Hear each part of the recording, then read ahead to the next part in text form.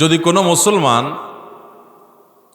কোরআনে কারিমের আলোকে আদর্শ মুসলমান হতে চায় তাহলে সে অবশ্যই সূরা হুজরাত পড়তে হবে। ২৬ নম্বর পারার একটা সূরা, মাত্র সম্ভবত 18টি আয়াত, ছোট্ট একটা সূরা।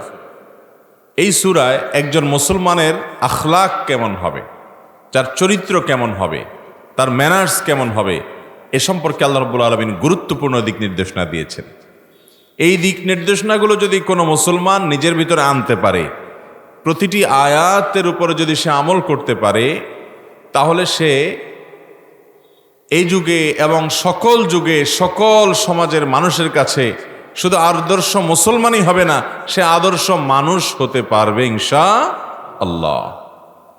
এই জন্য আমি বিভিন্ন সময় অনুরোধ করে থাকি যে আজকের প্রেক্ষাপটে বিশেষ করে মুসলমানদের মধ্যে আখলাকের বড় ত্রুটি এবং অভাব দেখা দিয়েছে। এমনিতে ইবাদত বন্দেগীতে আমরা অনেক পিছিয়ে আছি। অনেক মুসলমান আছেন, নামধারী মুসলমান, ৫ ওয়াক্ত সালাত তিনি ঠিকমতো পড়েন না, আবার অনেকে পড়েন তো সেখানে দেখা যায় যে সালাতের যে হক আছে সেটা আদায় করে পড়েন না, আদায় করেন না।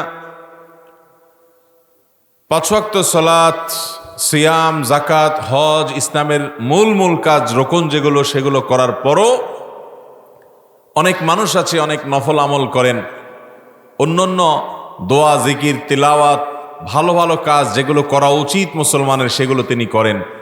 কিন্তু একটা জায়গায় এসে তিনি দেখা যায় যে ভালো মুসলমানের পরিচয় দিতে পারেন না, সেটা হলো আখলাক, উত্তম চরিত্র।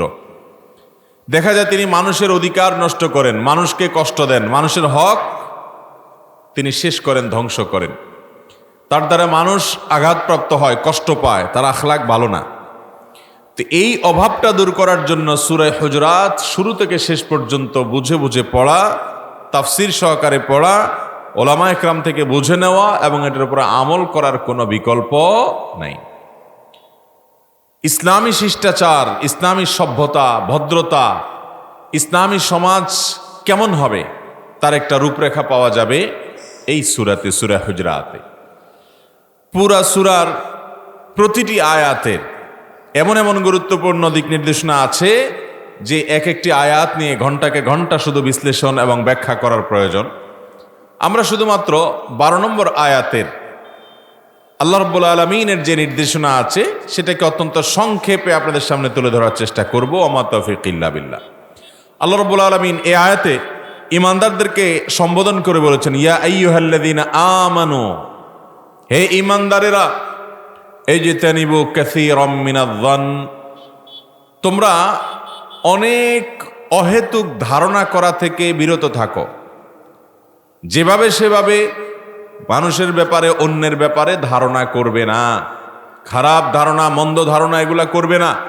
কারণ ইন্না বা'দায-যন্নি ইসম, কারণ ধারণা যদি ভালো করে তাহলে সেটা তো ভালো, কিন্তু ধারণা যদি খারাপ করা হয় তাহলে মনে রাখবে সেই ধারণা, যেগুলো খারাপ ধারণা, মন্দ ধারণা হয় অন্যের ব্যাপারে, সেগুলো কিন্তু পাপ, গুনাহ, অপরাধ, সাধারণ গুনাহ না, এটা কবিরা গুনাহ, মহাপাপ। অন্য মানুষ সম্পর্কে কুধারণা, খারাপ ধারণা মনের ভিতরে পোষণ করা। আল্লাহ রাব্বুল আলামিন আরো বলেছেন, ওয়ালা তাজাসসু, তোমরা একে অন্যের পেছনে লাগালাগি করো না, খোঁচাখুচি করো না, আরেকজনের দোষ খুঁটে খুঁটে বের করার চেষ্টা করবা না। এটা কোনো ভালো মুসলমানের গুণ না, এটা করা যাবে না, এটা গুনাহের কাজ, এটা নাজায়েজ কাজ, যে মানুষের পেছনে ছিদ্রান্বেষণের চেষ্টা করা, কিভাবে তার কোনো খুঁত বা ত্রুটি বের করা যায় এটা অনুসন্ধান করে বেড়ানো উদ্দেশ্যমূলকভাবে, এটা গুনাহের কথা। আল্লাহ বলেছেন এটা করবে না। ওয়ালা ইয়াগতাব বা'দুকুম বা'দা, আর তোমাদের একজন আরেকজনের গীবত করবে না, তার পেছনে তার দোষ যদি সেটা তার মধ্যে থাকেও তারপরও সে দোষ চর্চা করবে না। আইয়ুহিব্বু আহাদুকুম আন ইয়াকুলা লাহমা আখিহি মাইতা ফাকারিহতুমু, তোমরা কি কেউ তোমাদের আপন মৃত ভাইয়ের যিনি মারা গেছেন সেই লোকটার গোশত খেতে তোমরা কি পছন্দ করবে? অবশ্যই করবে না, তোমরা এটাকে তোমরা অপছন্দ করবে। তো কোনো মানুষের পেছনে তার দুর্নাম করা, তার সমালোচনা করা, তার কোনো দোষ হয়তো তার মধ্যে আছেও, এটা নিয়ে আলোচনা সমালোচনা করা, এটা হলো নিজের মরা ভাইয়ের গোশত খাওয়ার মতো এরকম নোংরামি এবং এরকম ভয়ঙ্কর অপরাধ। এই অপরাধ আমাদের দ্বারা হয় নাকি হয় না? শুধু হয়। এই গীবত এখন আর গীবত নাই, গীবত এখন আমাদের কাছে ঘি ভাত হয়ে গেছে। ঘি ভাত যেরকম মজার, আকর্ষণীয়, আগ্রহের, এরকম দুজন একত্র হলে আরেকজনকে নিয়ে রসিয়ে রসিয়ে সমালোচনা করতে আমাদের খুব মজা লাগে, ঠিক না বে ঠিক? শয়তান আমাদের কাছে এটাকে আকর্ষণীয় করে তুলে ধরেছে। আল্লাহ বলেছেন ওয়াত্তাকুল্লাহ ইন্নাল্লাহা তাওয়াবুর রহিম, তোমরা আল্লাহ তাআলাকে ভয় করো, আল্লাহকে ভয় করো। এই অপরাধগুলোর জন্য আল্লাহ তাআলার কাছে পাকড়াও হতে হবে। তবে মনে রাখবে, যদি কেউ অপরাধ থেকে ফিরে আসে আর সে ভবিষ্যতে করবে না সংকল্প করে এবং তার যথাযথ প্রায়শ্চিত্ত করে, তাহলে নিশ্চয়ই আল্লাহ রাব্বুল আলামিন তওবা কবুল করবেন এবং অনুগ্রহ করবেন। কিন্তু তাকে তওবা করতে হবে, পাপ থেকে ফিরে আসতে হবে। সম্মানিত উপস্থিতি, এই আয়াতে আল্লাহ রাব্বুল আলামিন 3টি কাজ করতে নিষেধ করেছেন। কয়টি কাজ করতে নিষেধ করেছেন? নাম্বার 1, কারোর ব্যাপারে মন্দ ধারণা করতে নিষেধ করেছেন। কি ধারণা করতে নিষেধ করেছেন? খারাপ ধারণা করতে নিষেধ করেছেন। তাহলে কোনো মুসলমান অন্য কোনো মুসলমান সম্পর্কে খারাপ ধারণা করা, এটা কি জায়েজ না না জায়েজ? সওয়াবের কাজ না গুনাহের কাজ? গুনাহের কাজ। এই আয়াতে আল্লাহ রাব্বুল আলামিন আরেকটা জিনিস নিষেধ করছেন, তা হলো ছিদ্রান্বেষণ করা। ছিদ্রান্বেষণ করা মানে কারোর পেছনে লেগে থেকে দোষ কোনটা বাহির করা যায় খুঁটে খুঁটে খুঁজে খুঁজে দোষটা বাহির করার চেষ্টা করা। এগুলো আমাদের মধ্যে আছে না নাই? আরেকটা জিনিস আল্লাহ নিষেধ করেছেন, তা হলো আমরা যেন কেউ গীবত না করি, অর্থাৎ কারোর অগোচরে তার কোনো দুর্নাম সমালোচনা যেন না করি। এই 3টি জিনিসকে আল্লাহ তাআলা নিষেধ করেছেন আয়াতে। একটা সমাজের মানুষ সবাই সবার প্রতি যদি ভালো ধারণা করে, সমাজটা কত সুন্দর হবে চিন্তা করেন। যদি খারাপ ধারণা করে, তাহলে সেক্ষেত্রে তার ব্যাপারে মনের ভিতরে হিংসা তৈরি হবে, শত্রুতা তৈরি হবে, বিদ্বেষ তৈরি হবে, ক্ষোভ তৈরি হবে। কারণ লোকটাকে আপনি মনে মনে খারাপ জানেন। কাউকে খারাপ জানলে তার প্রতি কি ভালোবাসা তৈরি হবে আপনার? তাহলে সমাজের মধ্যে, একটা ঘরে, একটা সংসারে, একটা পরিবারে, একটা প্রতিষ্ঠানে শান্তির ফোয়ারা সেখানে যদি চান, তাহলে সেখানে এই আয়াতের উপর আমল করতে হবে। একে অন্যের প্রতি সুধারণা করা, ভালো ধারণা করা শিখতে হবে। খারাপ ধারণা করা যাবে? খারাপ ধারণা করলে পারস্পরিক সম্পর্কগুলো ভালো হবে না নষ্ট হবে? নষ্ট হলে সংসার অশান্তিতে পরিপূর্ণ হয়ে যাবে, সমাজে অশান্তিতে ভরে যাবে এবং আমরা আস্তে আস্তে ধ্বংসের দিকে চলে যাব। আজকে আমাদের দেশে, গোটা দুনিয়াতে দেখবেন যে ব্যক্তি ব্যক্তি হানাহানি, রেষারেষি, গন্ডগোল, ফাসাদ, মারামারি, কাটাকাটি, মামলা মোকদ্দমা, যত ঝামেলা তৈরি হয় এই সূরা হুজুরাতের উপরে আমল না করার কারণে। এই সূরার উপরে যদি আমল করা হয়, প্রতিটি আয়াতকে ধরে ধরে যদি এই সমাজের প্রতিটা মুসলমান আমরা আমাদের জীবনে আনতে পারি, তাহলে জান্নাতি মানুষ যদি কেউ দেখতে চায়, সূরা হুজুরাতের উপরে আমলকারী মানুষগুলোকে দেখলেই সে নিশ্চিত হতে পারে ইনশাআল্লাহ বিইذনিল্লাহ এটা জান্নাতি মানুষ। আমরা এই সূরার উপরে আমল করব তো ইনশাআল্লাহ। ভাইরা আমার, নবী করিম সাল্লাল্লাহু আলাইহি সাল্লাম আবু হুরায়রা রাদিয়াল্লাহু তাআলা আনহু বর্ণিত হাদিসে বলেছেন, ইয়াকুম ওয়াজ্জান, খবরদার কারোর ব্যাপারে তোমরা মন্দ এবং খারাপ ধারণা পোষণ করবা না। কেন? ফাইন্নাজ যন্না আকযাবুল হাদিস, মানুষ যত মিথ্যা কথা বলে, কারোর ব্যাপারে খারাপ ধারণা করাটা হলো সবচেয়ে বড় মিথ্যা কথা। এর চেয়ে বড় মিথ্যা কথা আর নাই। ভাইরা আমার, নবী করিম সাল্লাল্লাহু আলাইহি সাল্লাম বলেছেন ওয়ালা তাজাসসু, ওই আয়াতের প্রতিধ্বনি হাদিসে হয়েছে, তিনি বলেছেন কেউ কারোর পিছে লাগালাগি করিও না। এটা মুসলমানের স্বভাব না, এটা ভালো মানুষের চরিত্র না যে কারোর পিছনে লাগালাগি করা। ওয়ালা তাহাসসু ওয়ালা তাবাগাদু, তোমরা কারোর সঙ্গে শত্রুতা বিদ্বেষ অন্তরে রাখিও না, মনটাকে ফ্রেশ করো। ওয়াকুনু ইখওয়ানা, তোমরা একে অন্যের ভাই ভাই হয়ে মেয়েরা এক মহিলা অন্য মহিলাকে বোনের মতো মনে করে তোমরা দুনিয়ার জীবন যাপন করো। যদি তোমরা মুসলমান হতে চাও, এটার কোনো বিকল্প পথ আর খোলা নাই। মুহতারাম হাজরিন, অতএব আমরা আমাদের আশেপাশে বিভিন্ন মানুষের কোনো বিষয় দেখেই তার সম্পর্কে বাজে ধারণা না করে আমরা অপেক্ষা করব, ভালো ধারণা করার চেষ্টা করব। ধরুন, একজন মানুষকে আপনি একটা জায়গায় দেখছেন, জায়গাটা ভালো না, খারাপ জায়গা, দেখেই আপনি মনে মনে চিন্তা করলেন যে এই রে এখানে কেন দেখলাম, নিশ্চয়ই সে কোনো খারাপ কাজের জন্য আসছে। একটা লোকরে হয়তো একজন খারাপ মানুষের সাথে কথা বলতে দেখছেন, দেখেই আপনি ধারণা করছেন এর সাথে কেন কথা বলতে গেছে, নিশ্চয়ই কোনো খারাপ কাজ বা খারাপ কথা বলতে গেছে। একজন আরেকজনের সাথে একটু আলাপ করছে বা এক জায়গায় বসে আছে, আপনি চিন্তা করলেন এই তো আমার শত্রু, তাহলে এর এখানে গেছে যে নিশ্চয়ই এ তার সাথে হাত মিলাইতে গেছে, আমার বিরুদ্ধে কথা বলতে গেছে। এরকম নানান চিন্তা আমাদের মনের মধ্যে অন্য মানুষ সম্পর্কে আসে নাকি আসে না? এটার নাম হলো বদজন, এটার নাম হলো কুধারণা। মনে রাখবেন, যে পাপ, যে অপরাধগুলোকে মানুষ পাপ হিসাবে জানে, সেগুলো থেকে মানুষ বাঁচতে পারে, সহজ হয়। কিছু পাপ আছে, কিছু অপরাধ আছে, কিছু গুনাহ আছে, যে গুনাহগুলোকে মানুষ গুনাহ হিসাবে জানেই না। গুনাহ যে এটা যদি না জানে, সে বাঁচবে কোত্থেকে, সে তওবা করবে কোত্থেকে? এটা খুব ভয়াবহ একটা ব্যাপার। আমাদের সমাজের বেশিরভাগ মানুষ আলহামদুলিল্লাহ দেখবেন, মানুষ হত্যা করা অপরাধ আমরা সবাই জানি, মানুষ হত্যা আমরা করি না।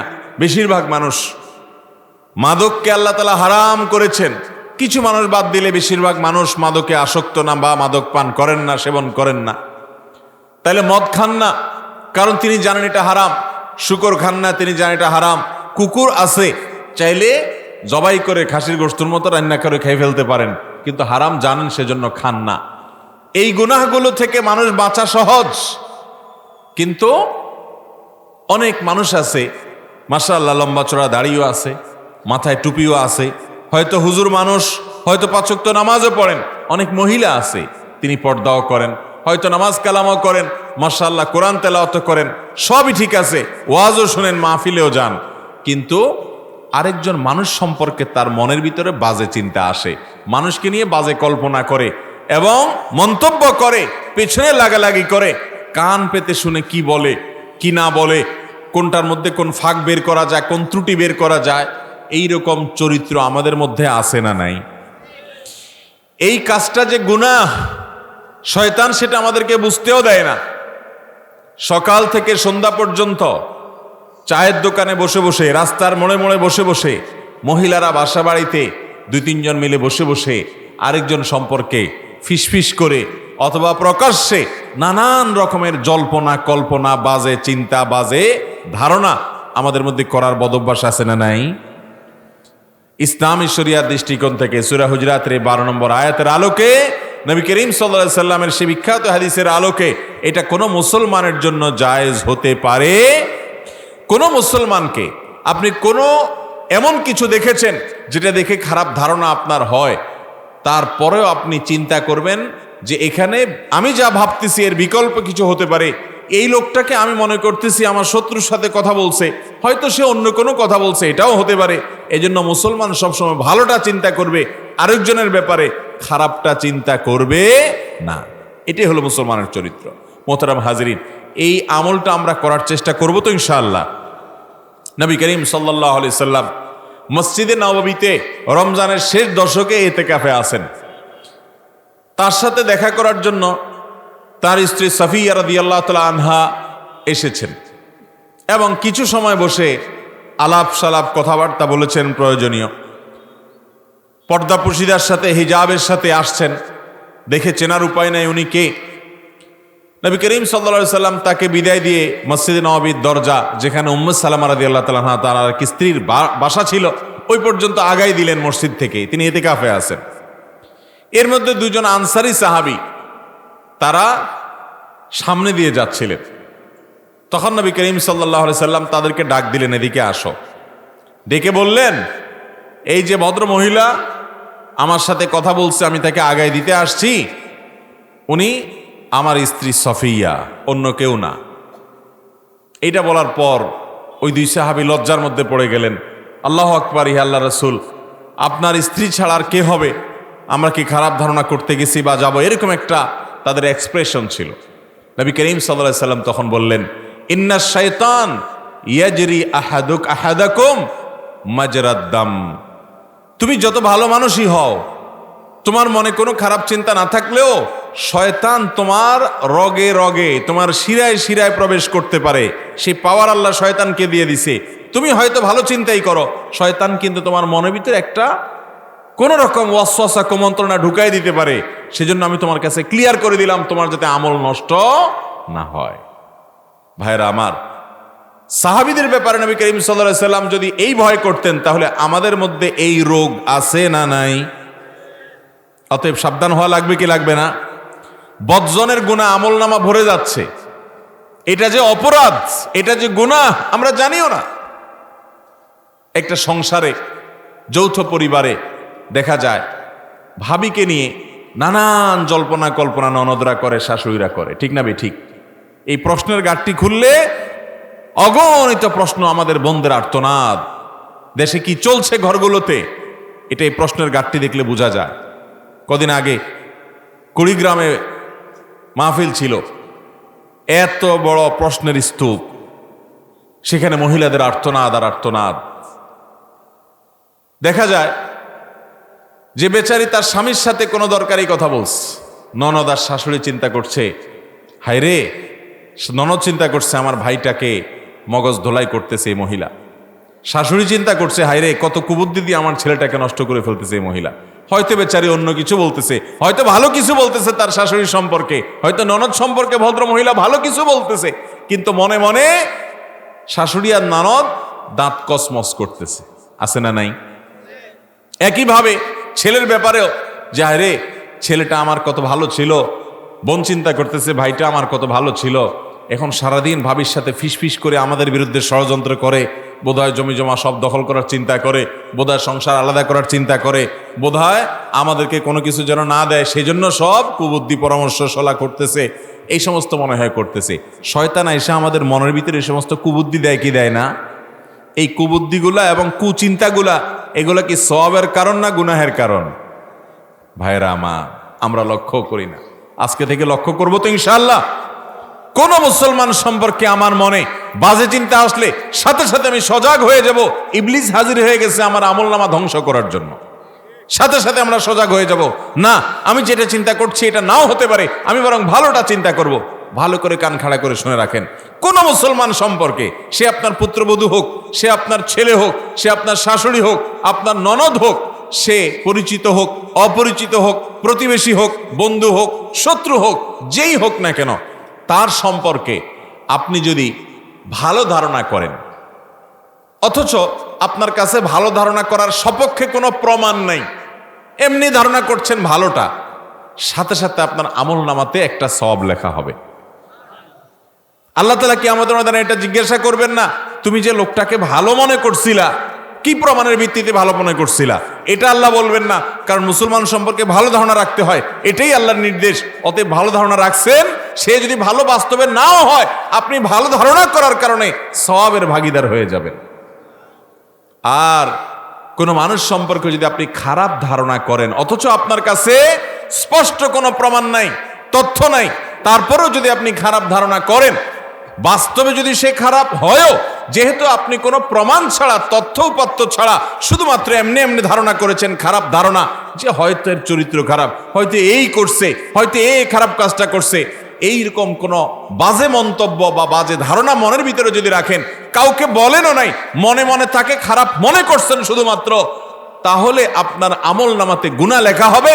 কিয়ামতের ময়দানে আপনাকে জিজ্ঞাসাবাদের মুখোমুখি হতে পারে যে তুমি তার সম্পর্কে যে খারাপ ধারণা করলা, কি প্রমাণের ভিত্তিতে খারাপ ধারণা করলা? তাহলে ভালো ধারণা করতে প্রমাণ দরকার নাই, ভালো ধারণা করলেই অটোমেটিক সওয়াব পাবো, আর খারাপ ধারণা করলে অটোমেটিক গুনাহ লেখা হবে এবং জবাবদিহি করা হবে যে তুমি কোন প্রমাণের ভিত্তিতে তোমার মুসলমান ভাই সম্পর্কে, বোন সম্পর্কে তুমি খারাপ ধারণা পোষণ করলে।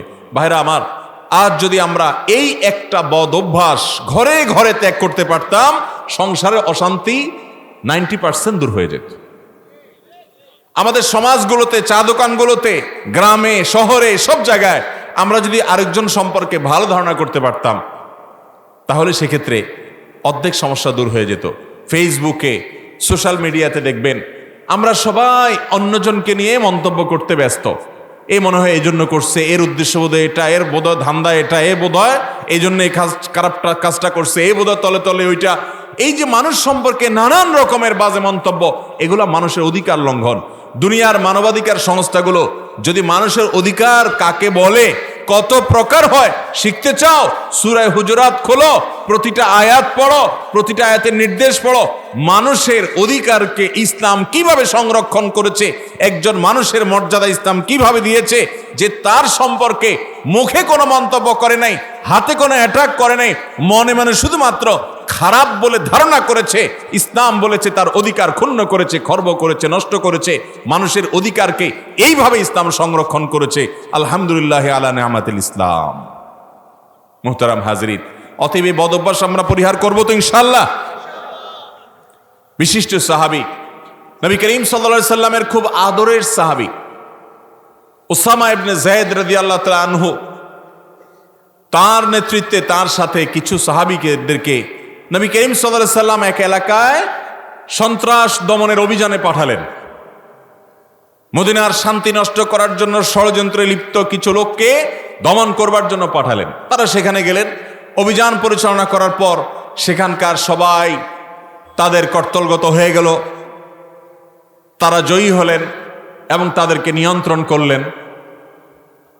এরপর হঠাৎ করে তাদেরই একজন, সেইখানকার মানুষদেরই একজন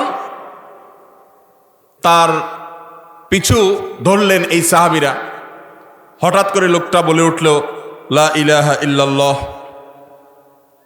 এটা বলার পর সাহাবীদের মধ্যে কেউ কেউ তাকে ধরেও আবার ছেড়ে দিলেন, যে সে যেহেতু কালিমা পাঠ করেছে, সে যেহেতু আল্লাহ তাআলা একত্ববাদের স্বীকৃতি দিয়েছে, সে ঈমান এনেছে, সে সারেন্ডার করেছে, তাহলে এখন আর তাকে আমরা পানিশমেন্ট দেব না, তাকে আর হত্যা করব না। যুদ্ধক্ষেত্রে সে যখন তার পক্ষ ত্যাগ করেছে, ঈমান এনেছে, সে যখন মদিনার শান্তি শৃঙ্খলা বিঘ্নকারী দল থেকে সে তওবা করে ফিরে এসেছে, তাহলে সেক্ষেত্রে আত্তাইবু মিনাজ যামবি কামান লা যামবা লাহু, তওবা করে ফিরে আসলে তার আর কোনো অপরাধ নাই, এরকম হয়ে যায়। বিধায় তার ব্যাপারে আর কোনো প্রতিশোধ বা শাস্তিমূলক ব্যবস্থা নিলেন না। উসামা রাদিয়াল্লাহু তাআলা আনহু তিনি চিন্তা করলেন, এই লোকটা আমাদেরকে দেখে মারের ভয়ে, জীবনের মায়ায় বোধহয় কালিমা পড়ছে, সে বোধহয় মন থেকেই মানানো নাই। তিনি তাকে হত্যা করলেন। এরপর তারা যখন নবী করিম সাল্লাল্লাহু আলাইহি সাল্লামের কাছে মদিনায় ফিরে আসলেন, মদিনায় ফিরে আসার পর যেহেতু এটা বুঝের ভুল, তার ধারণা ছিল এরকম, তিনি ভুল করেছেন, এটা ভুল ঠিকই, কিন্তু ভুলটা বুঝের ভুল, ইস্তেহাদি খাতা, বুঝতে ভুল করেছেন যুদ্ধের ময়দানে যে মূল পরিস্থিতিটা কি। সেহেতু নবী করিম সাল্লাল্লাহু আলাইহি সাল্লাম তার জন্য শাস্তিমূলক কোনো উদ্যোগ নেননি পাল্টা, কিন্তু আল্লাহ তাআলা কোরআনে কারিমে আয়াত নাজিল করেছেন।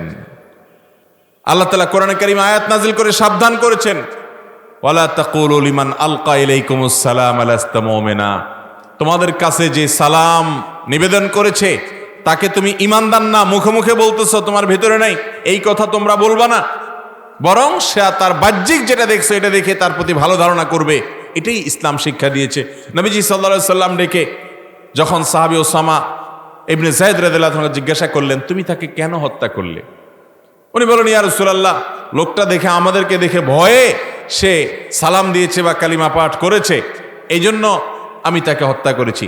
নবী করিম সাল্লাল্লাহু আলাইহি সাল্লাম বললেন, হাল্লা শাকাক্তা কালবা, তুমি কি তার অন্তরটাকে কেটে ছিঁড়ে দেখেছো তার অন্তরে কি আছে? তুমি মুখে যা শুনেছ সেটার পর তোমার বিশ্বাস করা দরকার ছিল। এই জন্য ভাইরা আমার, ইসলামের ইতিহাসে আমাদের নবীর যুগে অনেক মুনাফেক ছিল, কোন মুনাফেকের বিরুদ্ধে শাস্তিমূলক কোনো ব্যবস্থা নবী সাল্লাল্লাহু আলাইহি ওয়াসাল্লাম নেন নাই। তাদের জানাজার ব্যবস্থা করেছেন, মুসলমানদের কবরে তাদেরকে দাফন দিয়েছেন। এর একমাত্র কারণ এটা যে এই লোকগুলো বাহ্যিকভাবে নিজেকে মুসলমান হিসেবে জাহির করছে, তার ভেতরের যে মুনাফিকি আছে এটার জন্য সে জাহান্নামের অতল তলে যাবে, আল্লাহ শাস্তি দিবেন, কারণ তিনি অন্তর্যামী। আমরা একজন আরেকজনের মনের ভিতরে কি আছে এটা দেখব না, এই জন্য মনের ভিতরেরটাকে আমরা খুঁটে খুঁটে খোঁচায় খোঁচায় বের করার চেষ্টা করা গুনাহ, অপরাধ, পাপ আছে, জবাবদিহি করা লাগবে। খেয়াল রাখবো তো ইনশাআল্লাহ। আমাদের সমাজে এই রোগটা আছে না নাই? কুধারণা করা, খারাপ মন্তব্য করা। বিশেষ করে আমরা সবচেয়ে মজা পাই আরেকজনকে নিয়ে বাজে মন্তব্য করতে। ডক্টর খন্দকার আব্দুল্লাহ জাহাঙ্গীর রহমাহুল্লাহ একটা কথা বলতেন। তিনি বলতেন, জীবনে 4 রাকাত নামাজ পরিপূর্ণ মনোযোগের সাথে তৃপ্তি সহকারে পড়তে পারছি, যেটা আমার মালিকের সাথে সাক্ষাৎ হলে কিয়ামত দিন বলতে পারবে এই 4 রাকাত নামাজ নিখুঁত। এরকম 4 রাকাত নামাজ জীবনে বুকে হাত দিয়ে আছে বলে বলতে পারার মতো মুসলমান পাওয়া কঠিন। 4 রাকাত নামাজ পড়তে দাঁড়ালে 4000 কথা চিন্তা আসে, ঠিক না ঠিক? আমি আল্লাহর কাছে নিবেদন করার মতো কিছুই নেই, সেখানে আরেকজনকে নিয়ে বাজে মন্তব্য করা, বাজে চিন্তা করা, খারাপ ধারণা করা, এটা কোনো আখিরাতে বেশি মুসলমানের কাজ হতে পারে। অতএব আমরা মানুষ সম্পর্কে খারাপ ধারণা করা বন্ধ করব তো ইনশাআল্লাহ। আমরা ভালো ধারণা করব, ইতিবাচক ধারণা করব। কোনো একটা কথা সে বলছে, এই কথা থেকে একটা খারাপ ধারণা করা যায়, আবার ভালো ধারণাও করা যায়। মুসলমান ভালোটা চিন্তা করবে, খারাপটা চিন্তা করবে না। খেয়াল রাখবো তো ইনশাআল্লাহ। আল্লাহ তাআলা আমাদের সবাইকে এই গুরুত্বপূর্ণ বিষয়টির প্রতি খেয়াল রাখার তৌফিক দান করুন। খারাপ ধারণা করা এটা গুনাহের কাজ। কারোর প্রতি কোনো খারাপ ধারণা মুসলমান করবে না। হ্যাঁ, আপনি যদি দেখেন যে একেবারে সুস্পষ্ট প্রমাণ পাওয়া গেছে, তাহলে সেই ক্ষেত্রে আপনি প্রমাণের ভিত্তিতে খারাপ ধারণা করবেন। আবার বাবা মা বা যারা শিক্ষক আছেন, যারা অভিভাবক আছেন, তারা অধীনস্থ যারা আছে, তাদের দোষ ত্রুটি আছে কিনা, তাদের পেছনে কোনো ভেতরে ভেতরে তারা খারাপ হচ্ছে কিনা সেটাকে মনিটর করার উদ্দেশ্যে তারা অবশ্যই গোয়েন্দারি করবেন। এটা তো তাদের অভিভাবক হিসাবে তাদের জন্য জায়েজ। একটা রাষ্ট্রের অধিকার আছে যে কেউ অপরাধ তলে তলে করে কিনা সেটা তারা গোয়েন্দাগিরি করবে, কিন্তু করতে গিয়ে কোনো অন্যায়, অত্যাচার, অবিচার করতে পারবে না। কিন্তু আমরা ব্যক্তিগতভাবে একজন আরেকজনের পিছনে লাগালাগি করা, একজন আরেকজনের পিছনে খোঁচাখুচি করা, খুঁটিয়ে খুঁটিয়ে দোষ বের করা, এই চরিত্রটা কোনো ভালো মুসলমানের চরিত্র না। ভাইরা আমার, যেই বদচরিত্রের কথা আজকে বললাম, এইটা থেকে বেঁচে থাকা অনেক কঠিন। মুখে দাড়ি রাখা যত কঠিন, মহিলাদের জন্য পর্দার সাথে থাকা যত কঠিন, নামাজ পড়া যত কঠিন, এর চাইতে বহুগুণ কঠিন হলো এইটা। অর্থাৎ মানুষের প্রতি কোনো খারাপ ধারণা না করে শুধু ইতিবাচক এবং ভালো ধারণা করা, মনটাকে ফ্রেশ রাখার চেষ্টা করা।